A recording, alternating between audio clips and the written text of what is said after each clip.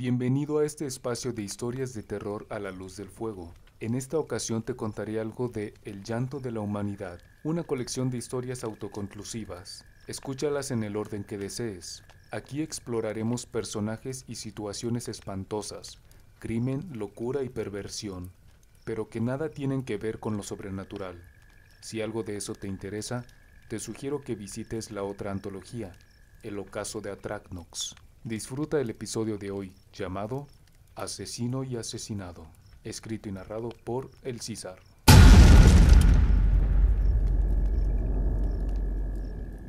Debo ser brutal y no pedir perdón. Jesús González llevaba meses labrando la frase dentro de su cráneo, un mantra que aspiraba a ser inamovible. El comienzo del crimen tomaría lugar entre las calles de Teciutlán Sur, esquina con Petlalcingo. El restaurante cierra a las 10 de la noche de lunes a sábado, pero ese día era domingo y terminaban más temprano, a las 7. Eso no preocupaba a Jesús. La clientela suele llenar el restaurante temprano, así que en su última hora está casi vacío. Era uno de los más finos restaurantes de toda esa colonia, una de casas grandes, de caminos anchos y plantas bien cuidadas. El que estaba en su mira era un asador llamado Cortes de Carne Don Pancho. El argot común era decir, vamos a Don Pancho. Me gusta cómo tienen decorado, decían las esposas. Me gusta la carne, decían los esposos. Debo ser brutal y no pedir perdón. Tenía muy claro su objetivo, estaba convencido de que triunfaría, pero el pasado había humillado tanto sus expectativas que tampoco dudaba en volver a errar. Si lo hubieran pagado aunque sea una miseria por cada rechazo, vería los cortes de Don Pancho por encima del hombro, como carne de segunda. Para saborear verdadera carne asada tendría que irse lejos, y fuera envidiado a la distancia por lo que tiene y lo que podría tener, tomando en cuenta su lujoso atuendo. Los mantendría ocupados imaginando la obesidad de su cartera, mientras el despreocupado Jesús la desenvainaría sin pensar nunca en que la pequeña pudiera adelgazar. Estaba listo. Hacía 3 horas que esperaba impaciente. A través de los grandes ventanales vio a la familia de 5 integrantes levantarse de la mesa. Se esforzó en no pensar en ellos como personas. Ignoraba que el mayor de ellos, Santiago, Santi, como le decían en la escuela, acababa de ganar un concurso de matemáticas. La de en medio, Emilia, mostraba desenvoltura en la oratoria. Sabía cómo mantener la atención de cualquier interlocutor que se le pusiera enfrente, talento heredado de su madre. A Juan Pablo, el menor, le gustaba atender a los animales. El papá también era Santiago, de ahí que el primogénito se llamara igual. Sofía Agustina era la mamá. Jesús vigilaba desde una vieja camioneta tipo van rentada, la última de sus inversiones. No quedaba más dinero por gastar. Eran las 6 de la tarde y en la calle solo el valet parking y una que otra camioneta familiar pasaba cada pocos minutos, o un coche amplio y lustroso. Si se detenían sería solo para grabar. El valet temería que se lo pudieran llevar también. La familia salió del restaurante a paso lento. Este domingo era fantástico porque acababan de llenarse las barrigas con la más fina carne de la ciudad. En lo alto las nubes suavizaban el sol, sin llegar a ese gris oscuro que deprime a tantas personas. La ausencia de escándalo por el escaso tráfico daba su parte a la agradable atmósfera. La mente concentrada de Jesús le permitió ejecutar con éxito el comienzo del crimen con el estómago vacío y el cuerpo extenuado. Esperó que se encaminaran a su coche, estacionado justo detrás de su camioneta. Dicha calle era perpendicular a la entrada del restaurante. La calma con que se movían era un tormento para el futuro criminal.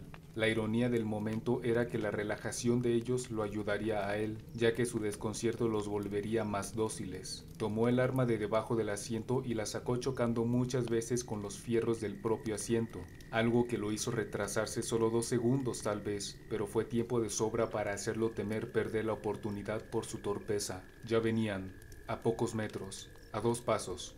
Ahora. Jesús se apeó de la van del lado derecho para quedar directo en la banqueta. Apuntó el arma a mamá Sofía y habló dirigiéndose a Santiago papá.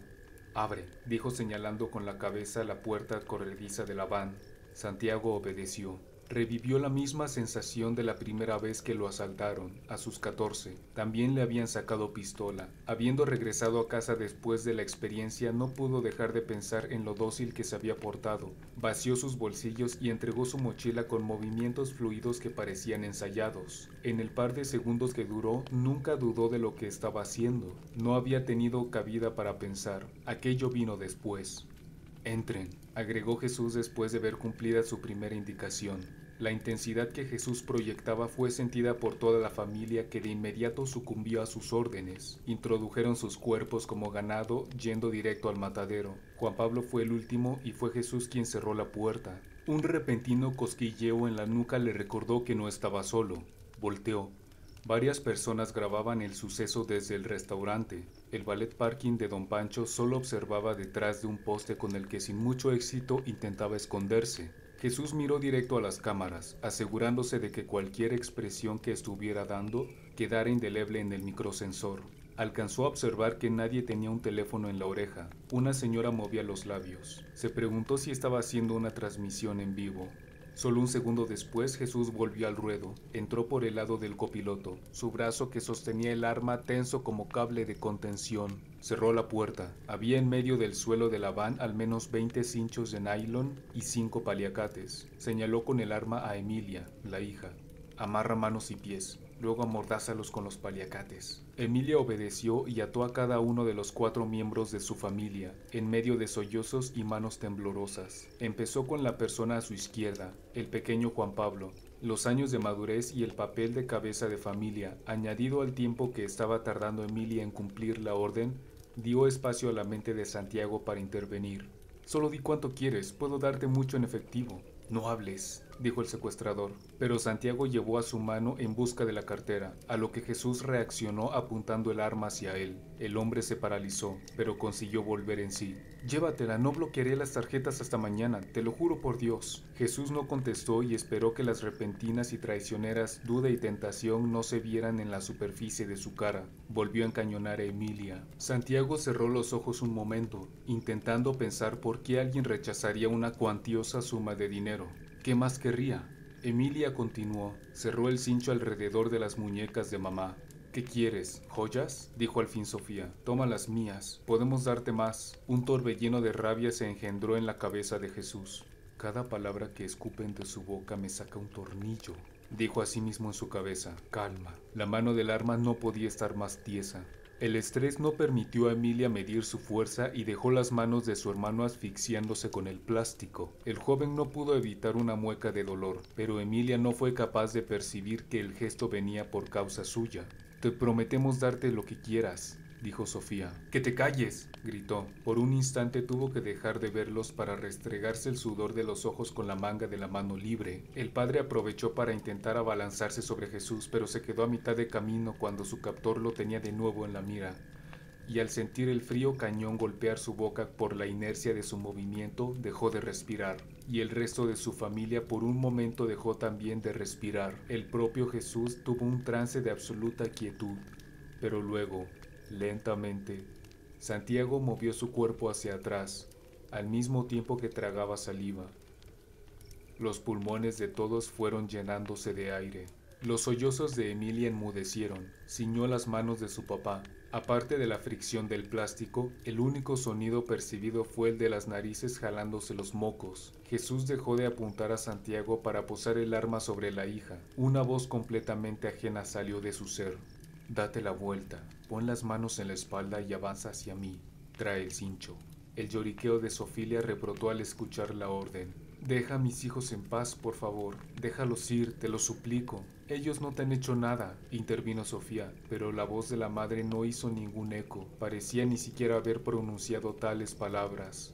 Era una imagen pintoresca. Emilia de rodillas avanzando hacia atrás con las manos descansando en la espalda baja. Jesús apuntando, Sofía mirando con ruego a su captor, mientras Santiago, Santi y Juan Pablo lloraban impotentes. Jesús tomó el cincho de los suaves dedos de Emilia. La carne de don Pancho estaba tan bien preparada que a pesar de lavarse las manos al terminar, los dedos habían quedado impregnados con el olor y estos a su vez lo transmitieron al cincho. Tiempo después Jesús se pasaría la mano por las comisuras de la boca y olfatearía la carne. Esto lo sorprendería y luego lo entristecería por ser esa la ocasión en que más cerca estuvo de comer los cortes de carne de don Pancho. El secuestrador arrancó la camioneta y desapareció a toda velocidad. Debo ser brutal y no pedir perdón.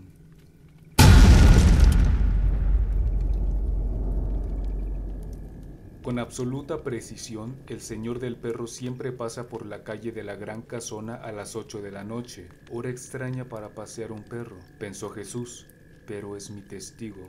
Un individuo que parecía haber nacido con los pantalones cortos de mezclilla puestos, calzaba guaraches elegantes y daba la pinta de no haber renovado sus lentes desde los 70s. Era un par interesante de ver, él y su French Poodle. Jesús prefirió no indagar, ni siquiera buscó su nombre, suprimía la curiosidad por saber cada que ésta asomaba. Se convenció de que era su testigo ideal cuando lo vio detener a una mujer que, pretendiendo verse distraída, tiró una servilleta sucia en plena banqueta. El señor del perro no dejó en paz a la señorita hasta que la vio levantar el papel y depositarlo en un contenedor público. Pero cuando Jesús llegó a la Gran Casona eran las 7:50. Procedió a hacer lo que tenía contemplado en caso de llegar temprano, dar vueltas a la cuadra. Algunas personas debieron haber visto el absurdo espectáculo desde sus ventanas. Pensarían que se trataba de algún ocioso, o tal vez solo sería un chavito o una chavita aprendiendo a usar el volante. Mantenerse en movimiento servía un doble propósito. El primero era hacer tiempo, el segundo era que el ruido del motor mezclado con el traqueteo de los viejos fierros de la camioneta aminoraban la presencia del llanto de la familia Montes. Jesús constantemente los veía por el retrovisor en busca de algún intento de escapatoria, pero esta repetida acción le pesaba por razones que no estaba dispuesto a compartir. Necesitaba hacer acopio de toda su voluntad para emprender el resto del plan. En los años pasados tuvo y emprendió muchos más. Cada uno parecía ser el bueno. ¿Qué significaría si en esta ocasión triunfo? Su mente inició un monólogo mientras su cuerpo manejaba. ¿Los esfuerzos del pasado finalmente me están siendo útiles? ¿Estaré encontrando la cosa en la que realmente soy bueno? ¿Quieres decir el secuestro? Para encontrar la respuesta tendrías que abandonar el plan e intentarlo con otras personas. No. Inaceptable. Pero si es tu verdadero talento, ¿prosperarás trabajando para otros matones? Pues sí, sería peligroso. ¿Quién los necesita? Puedes freelancear. Una risa fría escapó de su boca, involuntaria. Los 5 miembros de la familia sintieron un aumento en su pánico. Si algo de esto le causaba gracia a su captor, era porque estaba loco, ¿no? El señor del perro. Ahí viene. Toda la van zarandeóse cuando Jesús frenó y saltó a la banqueta frente a las puertas de la Gran Casona, cerrando el paso al señor. Salió y rodeó por delante. Justo antes de estirar el brazo para abrir la puerta corrediza, miró al señor del perro directo en los ojos. La intención que inconscientemente Jesús inyectó en su mirada no fue de intimidación. Si le hubieran preguntado, no habría sabido responder. No sabía que el profundo impulso que lo llevó a mover los ojos fue el anhelo de ser visto. No su cuerpo cometiendo el crimen, sino el alma perturbada en su interior. «Salgan», ordenó Jesús a la familia, pistola en mano. Los agitados ladridos del French Poodle contrastaron con la quietud de su dueño. Jesús abrió la enorme puerta de vetusta madera. «Entren», dijo. El hombre del perro permaneció inmóvil un minuto entero antes de moverse después de verlos entrar. Tenía la fortuna de decir que nunca lo habían asaltado ni había presenciado hechos demasiado violentos. Lo que más lo perturbó fue el exhibicionismo del crimen. Regresó tan rápido como pudo a casa, la cual se encontraba a más de 1 kilómetro de distancia. No sabía si llamaría a la policía al llegar, pero estaba seguro de que no quería hacerlo en la calle. Cada pocos segundos volteaba hacia atrás. Decidió cambiar la ruta habitual. No tenía razones para creer que el secuestrador conocía sus rutinas, pero nunca se sabe.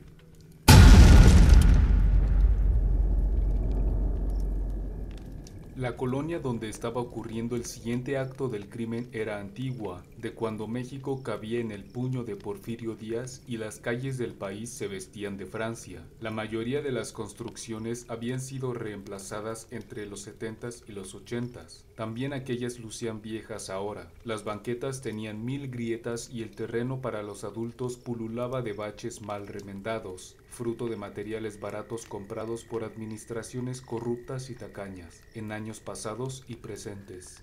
La Gran Casona era uno de los pocos vestigios aún en pie del porfiriato. Nadie que esté vivo sabe por qué le dicen así. Jesús lo atribuye al tamaño. Es una casa enorme, pero seguro todas las casas de 120 años atrás serían igual de imponentes. Este barrio se formó para la clase alta. Los que ahora usan el espacio son clase medieros.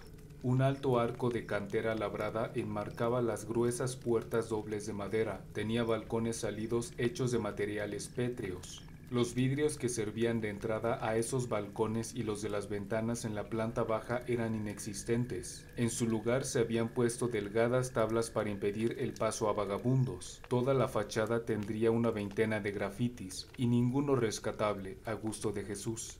En todos los rincones había mechones de hierba y en general la fachada estaba salpicada de heridas superficiales, como si la hubiesen golpeado con martillos de metal. Fue este vejestorio arquitectónico el que guardó en su oscuro interior a la familia Montes.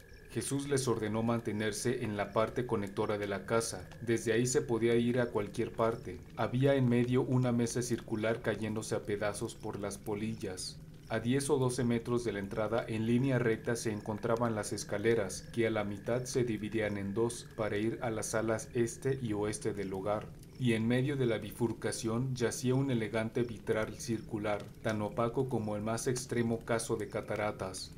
A izquierda y derecha del primer tramo de escalones había ventanas largas, pero al igual que en el frente, rastros de vidrio no había, solo el armazón de madera que los sostenía, y tras ellos una desquiciada maraña de flora que alcanzaba los 3 metros de altura. Algunas ramas se colgaban y se metían en la casa. La luna se filtraba con tristeza por aquellas plantas y por el círculo de las escaleras, proyectando sombras de las plantas en el suelo. Los Montes estaban sentados al pie de las escaleras. 6 escalones arriba Jesús se movía de un lado a otro con pistola en mano. El desborde de adrenalina que tuvo mientras secuestraba a la familia y la conducía por Avenida Juárez a la vista de una que otra patrulla lo habían fatigado y por consiguiente su concentración tambaleaba. Debo ser brutal y no pedir perdón, dijo su mente, o tal vez lo susurró y ellos escucharon. No recuerdo. ¿Y eso que sucedió hace 4 segundos? Tenía la peculiar sensación de que las energías residuales de la casa eran quienes mantenían en movimiento su cansado esqueleto, como si anhelaran ver la consumación del crimen. Porque el llanto y la sangre derramados son su alimento. Así preservan vivo el hogar, tal como aconteciera en la casa infernal de Velasco. ¿Por qué haces esto? ¿Por qué? Solo dime cuánto quieres, repetía sin parar Santiago papá, escurriendo baba a través de la mordaza. Los fantasmas pensarán que se ve patético y reirán por 10 años, dijo en su interior Jesús, pero el esfuerzo del padre de familia era más efectivo de lo que imaginaba. El secuestrador no soportaba verlo a los ojos ni por un instante, puesto que despertaba en él una culpa que le engendraba el deseo de abrazar al hombre, liberarlo de sus grilletes, pedir perdón y a la vez asegurar que todo iba a estar bien, pero la decisión estaba tomada.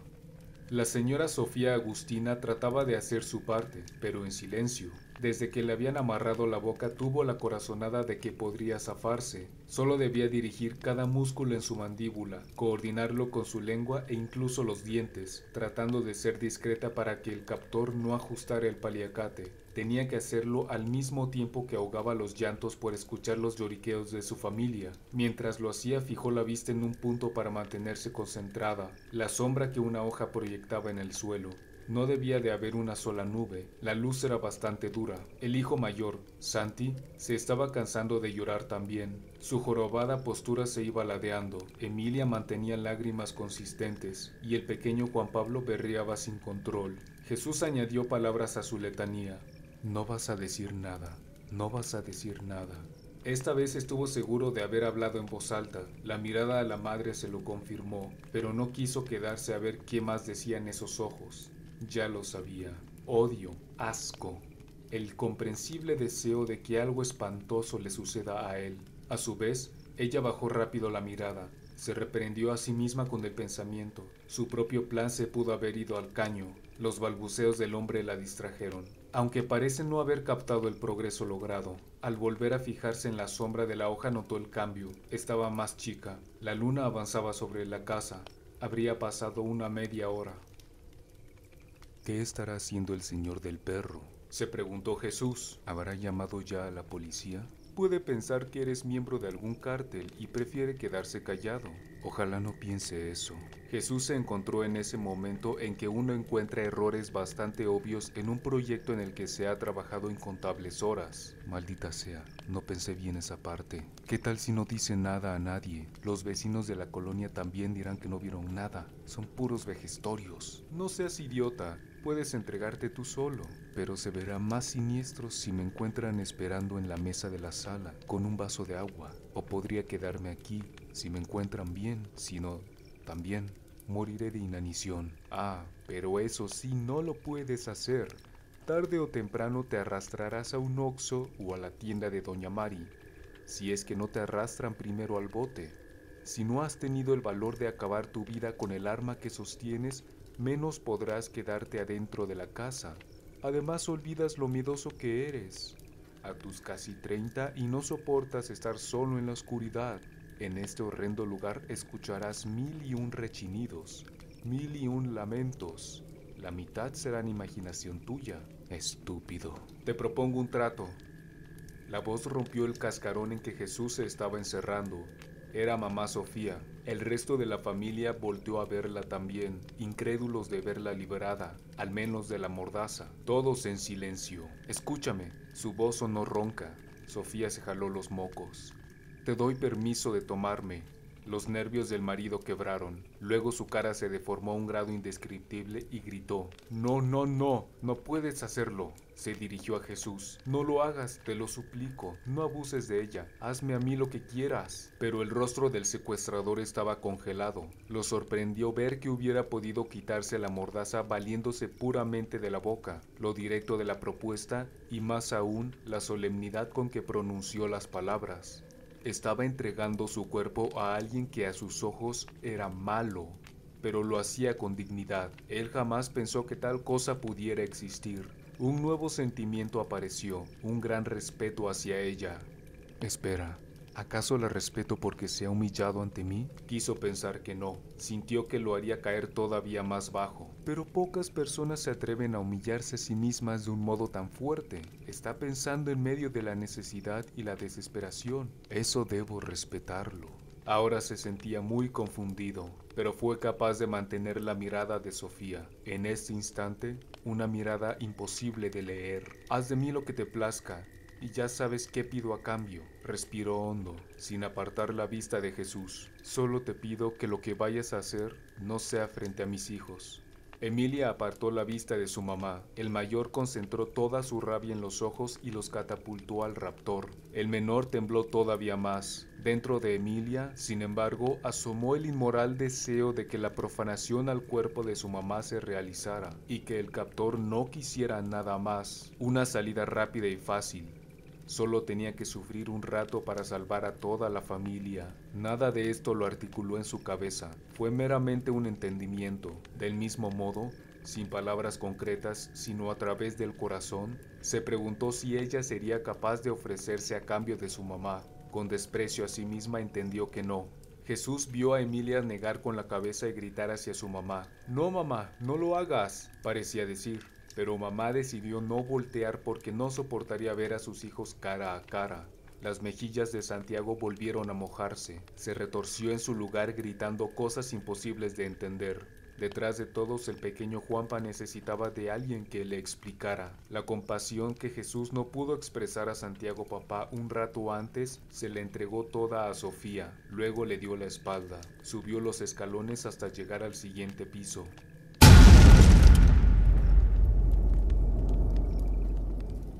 Jesús regresó cargando una mochila. El choque de los fierros en su interior con cada paso al descender la escalera solo auguraba lo peor.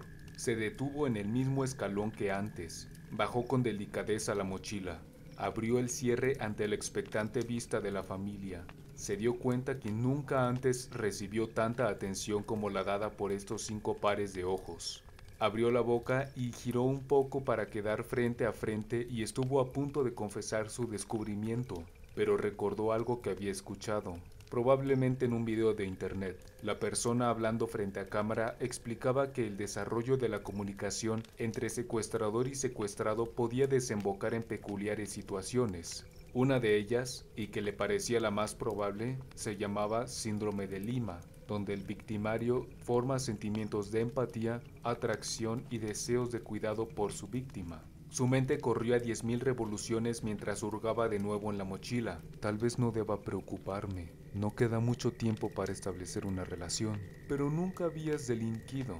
Te puedes quebrar en cualquier momento y el plan habrá fallado, como todo en tu vida. No todo en mi vida es fracaso. Entonces, ¿por qué estás aquí? Si esa es la hipótesis, con más razón debo seguir adelante. La consumación del crimen será mi obra magna, y no habrá otra forma de llamarla porque será la única. Como esos artistas que son conocidos por una sola canción. Y como no existe la pena de muerte en México, viviré para ver el legado. Si no te da cáncer de próstata o una cosa así, cállate, todavía soy joven. Ya demostraste no querer dinero, ni placer carnal. Tras ver Sofía su primera idea fracasar, pensó en sacarle plática al hombre raro que parecía incapaz de encontrar lo que buscaba en la mochila. Con suerte algún testigo del restaurante llamó a emergencias y están en busca de la van. Hay que hacer tiempo, tal vez se ablande. Jesús cerró los ojos y se tragó las ganas de responder. En su lugar sacó de la mochila 1 litro de cloro, una bola de algodón y un embudo. Fue este último objeto lo que desorbitó los ojos de todos menos el pequeño. Sofía se apresuró. «Debe haber algo que pueda hacer por ti». Sus palabras se mezclaban con las del padre, más difíciles de entender por estar todavía amordazado. Jesús rodeó a la familia y se detuvo junto al hijo menor. Convirtió la bola de algodón en 2 y las atoró profundo en las fosas nasales de Juan Pablo. La familia adivinaba el resto y gritaba enloquecida. Intentaban sin éxito ponerse de pie. Jesús acostó al pequeño y le quitó la mordaza. Luego insertó el embudo en la boca del niño y abrió la botella de cloro, pero el joven agitaba demasiado la cabeza. Así que apoyó su rodilla sobre la frente del indefenso. Una vez asegurado, vertió el cloro por el embudo hacia la garganta de Juan Pablo, de 8 años. Los padres y los hermanos del infante lucharon más que nunca por liberarse. Tras vaciar hasta la última gota, lo soltó. Casi de inmediato el niño vomitó, pero fue claro que no expulsó todo lo ingerido. Mientras era obligado a tragar, consiguió expulsar algunas veces algo de líquido. El problema de escupir hacia arriba fue que aterrizó en sus ojos y nariz. No tuvo oportunidad de explicar a sus papás cuánto le ardía, cómo sentía su lengua y labios quemarse. Se le hinchó la garganta y sufrió graves quemaduras en el tubo digestivo. Con el pasar de los minutos, Juan Pablo se confundió más allá de la conciencia. Eso, más el estrés, lo llevaron a un lugar donde apenas podía sentir. La imagen del niño desvaneciéndose hizo a Jesús echarse para atrás y caer de sentón. Empezó a llorar con tal intensidad que parecía ser también familiar de Juanpa. Había comenzado.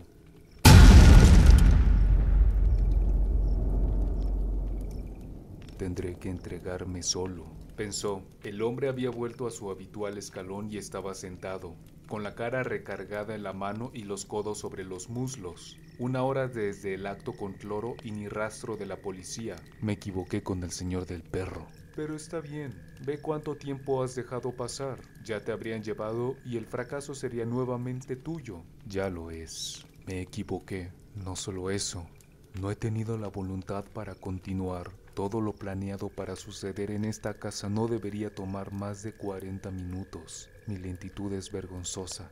¿Has pensado que el señor del perro esté en la misma situación? Necesita tiempo para reunir valor. Juan Pablo apenas respiraba. Las pupilas dilatadas en exceso dejaban asomar al abismo en que se encontraba. No daba señal de entender lo que su familia decía. Al mismo tiempo que intentaban consolarlo y decir que todo iba a estar bien, lanzaban las más elaboradas y sórdidas maldiciones contra el infame. Entonces, de la nada, el criminal rió a carcajadas. Dejó de reír cuando escuchó el silencio de la familia, que lo miraba con toda la incredulidad con que alguien puede ver a otro ser humano. No obstante, la risa le dio a Jesús la calma necesaria para continuar. Sacó un martillo de la mochila y se dirigió al hermano mayor. Lo arrastró hacia la mesa redonda, a unos 3 metros de la familia. Colocó la parte sacaclavos en la nariz, un gancho en cada fosa. Jaló como si extrajera un clavo. Su nariz dejó de ser de carne y hueso. Pasó a ser solo de lo primero. Prosiguió el cuello, luego los ojos. Aplicó diferentes métodos para cada parte. La piel del cuello se revistió de hematomas y dejó de tener una forma cilíndrica. Parecía más una bolsa rellena con puré de papa. Tras pasar por los ojos pensó haber terminado, pero su lado creativo lo asaltó con una idea. Una idea que pensó ayudaría a facilitar el éxito de su plan. Así que tomó los restos de los globos oculares semilicuados y los introdujo en la boca de Santiago. Esta vez fue su propio cuerpo quien lo agarró desprevenido porque no pudo contener la repentina necesidad de vomitar, pero no tuvo tiempo de alejarse y salpicó el cuerpo del joven Santiago. Esta reacción fisiológica lo desconcentró y volvió a escuchar las gargantas de la familia Montes, súplicas porque se detuviera, insultos de odio, berridos de dolor por presenciar el hórrido acto. Para finalizar el segundo número de locura fingida, dispuso el martillo sobre el pecho de Santiago, con el mango mirando hacia abajo. Tomó la mano del joven y la colocó sobre el mango, como si él lo estuviera agarrando. Haciendo arcadas, Jesús regresó a su escalón habitual. Ya que no vendrán por mí, tengo toda la noche, todo el tiempo que necesite. No hay prisa. Así comenzó el nuevo monólogo. Nadie me presiona para que termine pronto. Si necesito descansar 1 hora por cada quien, lo haré. ¿Pero podrás soportar sus miradas? Hasta ahora lo he hecho. ¿Quién asegura que podrás continuar? No solo es sentir los ojos juiciosos encima. El cuerpo demandará descanso en algún momento. No traes nada de tomar que te pueda mantener despierto. ¿No es el acto de matar suficiente? Sigue siendo solo un cuerpo. ¿Qué bien podría traer prolongarlo? De por sí el lugar apesta viejo, y más lo que estás haciendo. Lo mejor será terminar la ejecución del plan lo más rápido posible. Luego salir corriendo a delatarme. Lo mejor es terminar pronto, porque así más pronto podré descansar. Como el padre Mendoza dijera tantas veces, las cosas se hacen pronto y bien hechas. Jesús tomó un serrucho de su maleta y convirtió a Santiago Papá en un ejemplar de 5 partes. A pesar de no querer, se vio obligado a sentarse y tomar un respiro, descansar los brazos. Las 2 restantes de la familia Montes estaban completamente drenadas de lágrimas.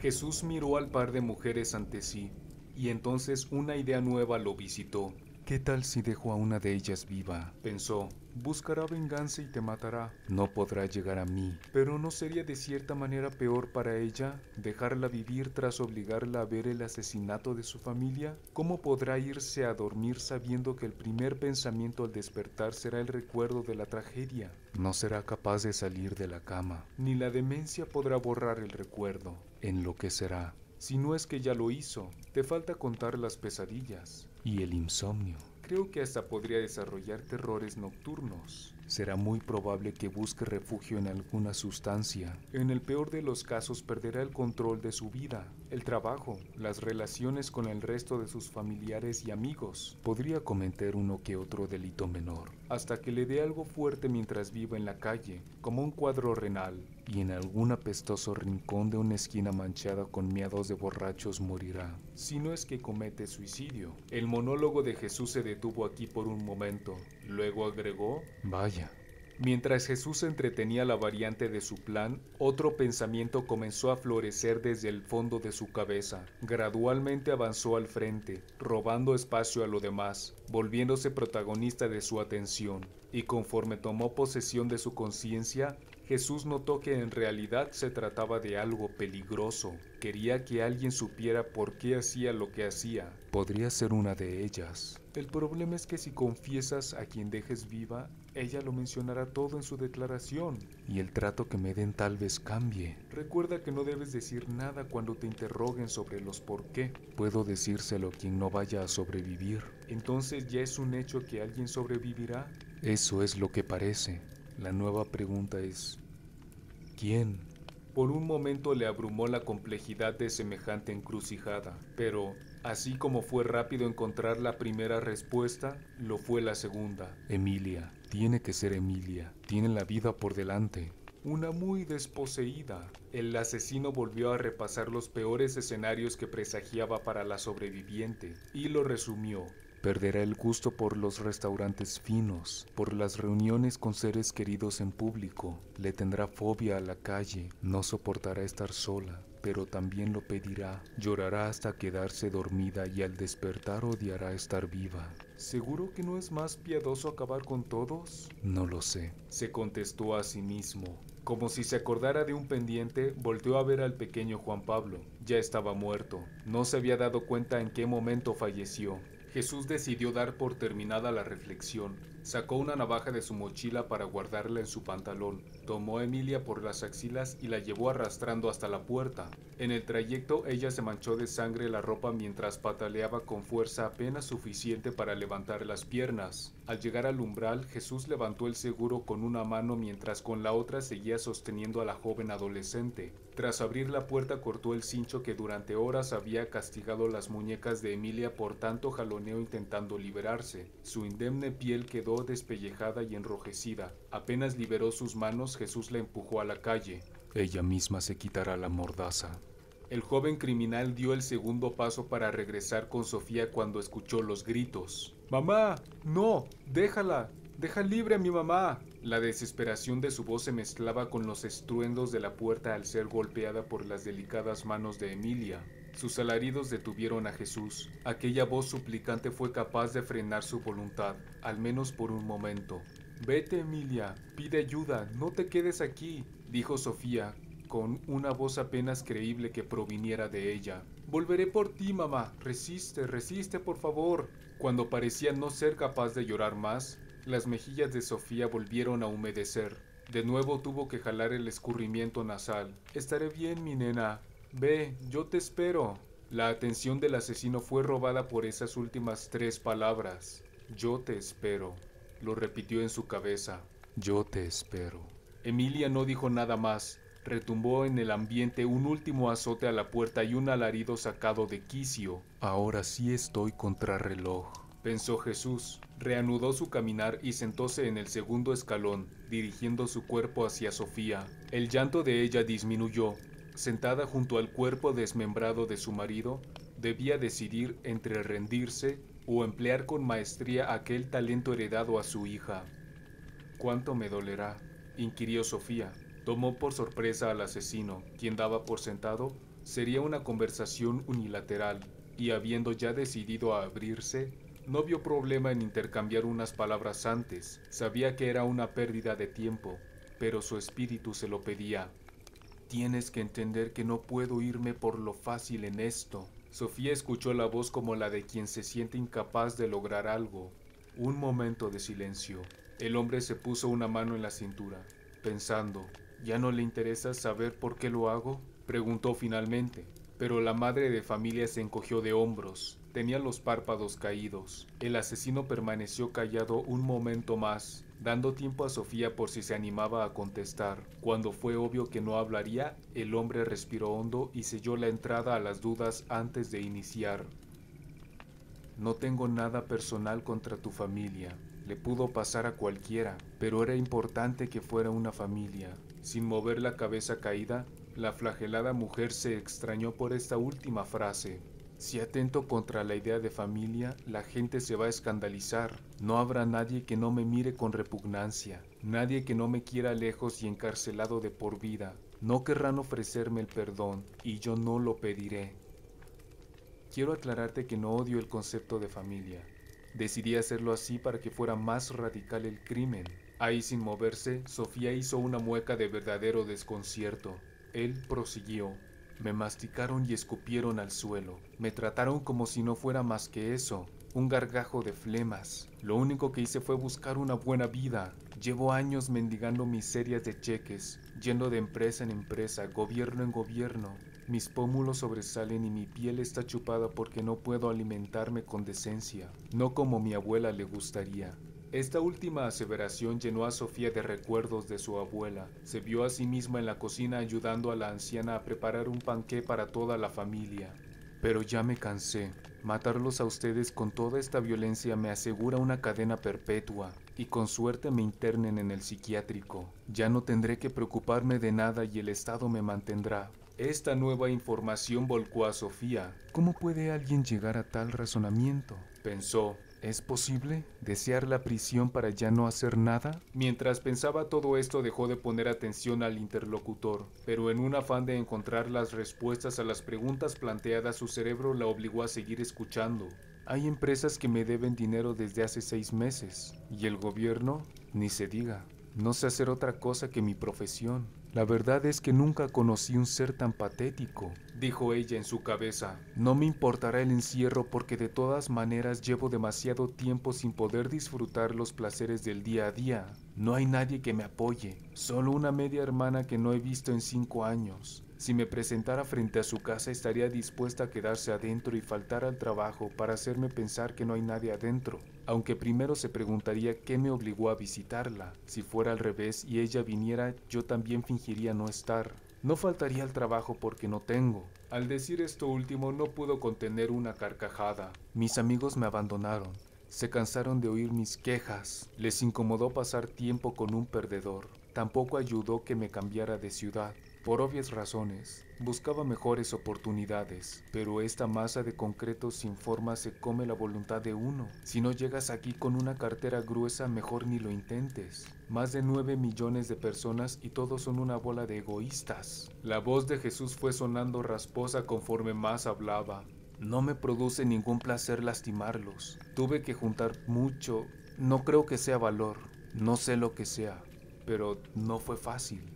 Nunca antes había pensado en hacer algo así. Mi último acto violento fue cuando me peleé en la secundaria con Alberto Ríos, porque todo indicaba que se había robado mi cartera. Tenía 20 pesos y boletos viejos de la convención de cómics. Jesús González dejó de hablar, dejó ir un profundo suspiro. Cuando vi que era inocente me disculpé y le invité un raspado. Hasta ese momento no habíamos hablado casi nada. Yo lo tomaba de mamón pretencioso. Tras varios días de platicar y compartir raspados, le comenté mis pensamientos previos sobre él y su respuesta fue: yo también creí que eras mamón. De nuevo permaneció callado, se había quedado en el pasado, reabsorbiendo aquellas sensaciones de antaño. Un pequeño movimiento de Sofía lo trajo de vuelta al presente. He tenido que ser así de salvaje para que no exista la mínima posibilidad de mi liberación. El encierro es para mí la libertad. No más preocupaciones, no más impuestos, no más renta, no más deudas, no más pensar en qué comer, no más estrés. Solo tendré que existir y los demás se ocuparán de mí. Despertaré sin quebrarme la cabeza pensando qué tengo que hacer para subsistir. Yo me habría tomado pastillas. La intervención de la señora Sofía lo sorprendió e incluso pudo decir que le agradó. Estaba siendo escuchado. Yo no tuve el valor. Ganas no me han faltado. Pensé en otras maneras, pero no he sido capaz. Ni saltando de un edificio. Tampoco habría podido usar un arma porque no me alcanzaba. Parece chiste. Quiero darme un tiro porque soy pobre, pero no puedo porque no me alcanza para comprar la pistola. Así que tengo que seguir viviendo como pobre. Se dio Jesús un momento para respirar. Tuve una amiga que se suicidó. La desesperación pudo con ella. Era la persona más preparada que he conocido. Estuvo ganando experiencia invaluable en el extranjero hacia el final de su carrera. Su escuela tiene convenios. Fue a Inglaterra, Francia y Noruega. Regresó y nadie la quería. Hizo maestría y siguió siendo rechazada. Después de 4 años sin poder ejercer su profesión, se mató con 50 pastillas de Seconal. Lo investigué. Es un medicamento que relaja la actividad cerebral. Lo sé, dijo ella, mirándolo esta vez. Él sostuvo esa mirada. Continuó. Le decían que estaba sobrecalificada o que buscaban otros perfiles, pero ella tenía un amplio rango de conocimiento y habilidades. Se dedicaba a los negocios internacionales. También he conocido gente así, dijo Sofía. Él se sintió agradecido ante la respuesta amable. Yo quiero vivir. La muerte me aterra, igual que me aterra ser uno de tantos vagabundos que hay en mi colonia y en todo el centro de la ciudad. Quiero llegar a viejo, pero ser un viejo despreocupado. ¿En la cárcel?, preguntó ella. Es una forma de asilo. Estás enfermo. Se le escapó. No debía decir eso. ¿Por querer descansar? ¡Por llevarte a mi familia!, gritó ella con increíble fuerza extirpada de ocultas entrañas, porque su cuerpo no proyectaba más que debilidad. Él esperó un tiempo antes de volver a hablar. Ya me he resignado a que no tendré una vida de lujos. Si comparas la vida del encierro con la del vagabundo cuya ropa no ha cambiado desde hace 10 años, no está tan mal. Ya sé, el ambiente carcelero es pesado y hay que rascarse con las propias uñas, cosa que de por sí hago, especialmente en las cárceles sobrepobladas, pero podré arreglármelas. ¿No pensarás en la porquería que acabas de hacer? Sofía deseó golpearlo con palabras de mayor calibre, pero eso la desviaría de su resolución. Ya constituía un esfuerzo titánico articular frases que tuvieran sentido, en medio de la deshidratación y el trauma. Luego agregó: tú debes ser alguien realmente especial para tener una conciencia tan resistente. Espera, ¿qué está diciendo?, pensó el asesino. Exactamente, ¿qué pretende decir con eso? Cualquier otro enloquecería, dijo la mujer tras ver su silencio. Cualquier otro también se hartaría de vivir peor que un perro. La sociedad me lo debe. No he hecho más que seguir el juego con las reglas justas, y mira a dónde me trajo ser bueno. ¿Puedes decirme cuáles son las reglas justas? Con ojos humedecidos, el multihomicida enunció: las que nos dicen cómo vivir en paz. Si vas a hacer negocios con alguien, sé transparente. No te aproveches de la ignorancia de los demás. Si está en tus manos ayudar a alguien, hazlo. Jesús hizo una pequeña pausa antes de continuar. Mira, podría seguir, pero creo que estaría redundando en lo mismo. ¿Me entiendes, verdad? Es sentido común que no debes pisotear a los demás. Volvió a tomarse un respiro. Sofía escuchaba, atenta. No hay empatía por nadie. Tras una larga pausa, ¿cuánto más de mí tengo que dar? Todo este lamento a la madre de familia no le pudo haber importado menos. Tenía su propia misión: sobrevivir. Creo que te puedo dar la razón en algo. Si nos hubiéramos conocido en otras circunstancias, podría haberte recomendado. No lo sé. Tu vida no estaba en riesgo. Dices cosas amables para intentar salvarte. Finges interés. En ella clavó el asesino sus ojos rabiosos, pero Sofía no se alarmó al hallarse descubierta. No es tarde. Puedo darte un buen trabajo y supervisar que recibas trato especial.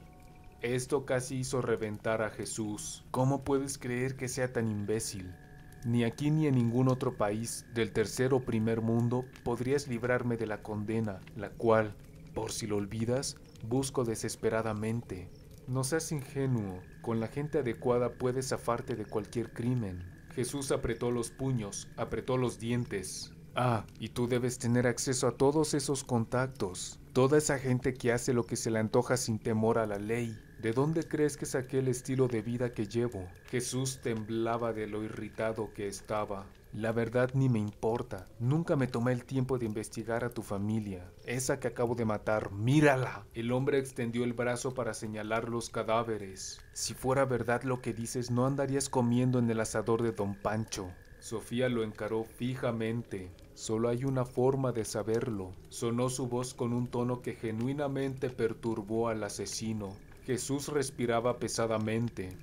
Se hace tarde, dijo. El hombre volvió a amordazarla. Luego sacó una rasuradora de cabello de su mochila y se deshizo de la muy cuidada cabellera de la señora Sofía, solo para añadir rareza al crimen. Ella forzó la garganta en gritos delirantes, pero nada detuvo esta vez a su captor. Estaba intentando decir que lo sentía cuando la cabeza del martillo le destrozó los labios. Sofía cayó al suelo. Su pómulo derecho sufrió una leve fractura. La conciencia se le escapó, como si estuviera demasiado asustada para quedarse a lo que estaba por venir. Jesús la golpeó varias veces más en lugares no letales: tobillos, cadera, estómago, rodillas, manos. Una de las flagelaciones dio en su cabeza. Ella estuvo inmóvil. El criminal no quiso tocar el cuello o la muñeca en busca de un pulso. Mejor seguir hasta que fuera obvio. Horas antes había fallado en estar convencido de que el señor del perro llamaría a la policía, cosa que resultó adecuada, ya que no fue capaz de realizar el crimen con la celeridad pretendida. Pero Emilia no decepcionó. Fue la bala del policía Roberto Sánchez la que puso el martillo de Jesús en el suelo. El hombre de 29 años sintió cómo toda la fuerza de su cuerpo escapaba por ese punto carmesí, caliente y lleno de ardor. El segundo impacto lo puso de rodillas y el tercero finalmente en el suelo, junto a Sofía. La luz de la luna dejó de entrar por la ventana. Estaba ya por encima de la casa, recorriendo el techo.